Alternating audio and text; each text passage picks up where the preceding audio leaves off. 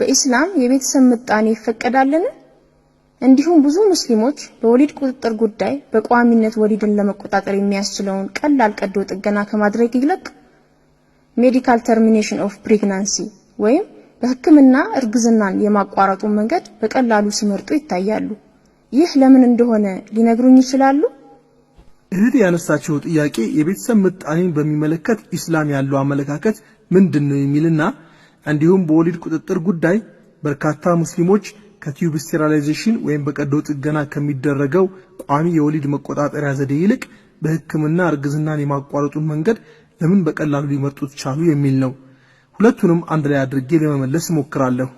የቤተሰብ ምጣኔን በተመለከተ ማለትም ሰዎች በዋነኝነት ተጨማሪ ልጆችን ባለመውለድና በመሳሰሉት ጉዳዮች ኢስላም ምንድነው የሚለውን ስናይ በኢስላም ማንኛውም አይነት በቋሚነት የሚደረግ የወሊድ ቁጥጥር ዘዴ የተከለከለ ነው። እንደገና የእናትየውን ህይወት አደጋ ላይ መውደቁ ካልተረጋገጠ በስተቀር ማንኛውም አይነት ጽንስ የማቋረጥ ዘዴ ወይም በህክምና የሚታገዝ እርግዝናን የማቋረጥ ዘዴ ፈጽሞ የተከለከለ ነው። ምክንያቱም ተግባሩ ሰውን መግደል በመሆኑ ነው።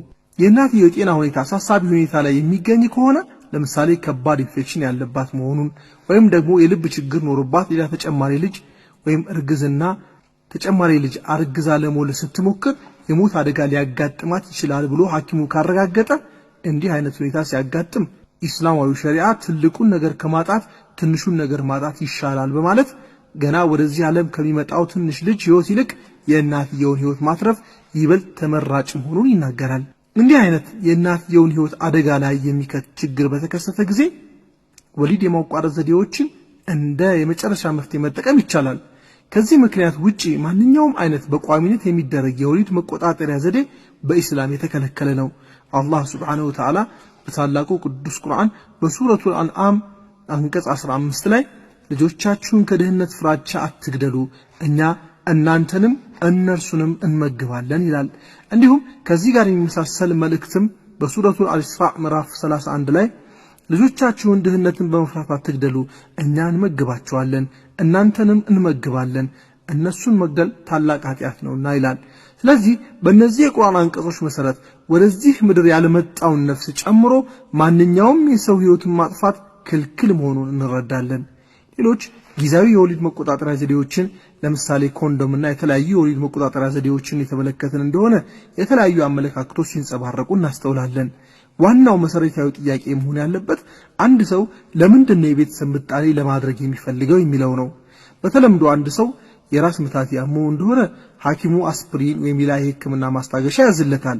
ይህ መድኃኒት በትክክል በሽታውን የሚፈውስ ሳይሆን የበሽታውን ምልክት በራሱ በበሽታው ማጥፋት በሚል የህክምና ጥበብ የሰውየውን ራስ ምታት የበለጠ በመጨመር ሰውየው ራስ ምታቱ እንዳይሰማው የሚያደርግ ጊዜያዊ መፍትሄ ነው።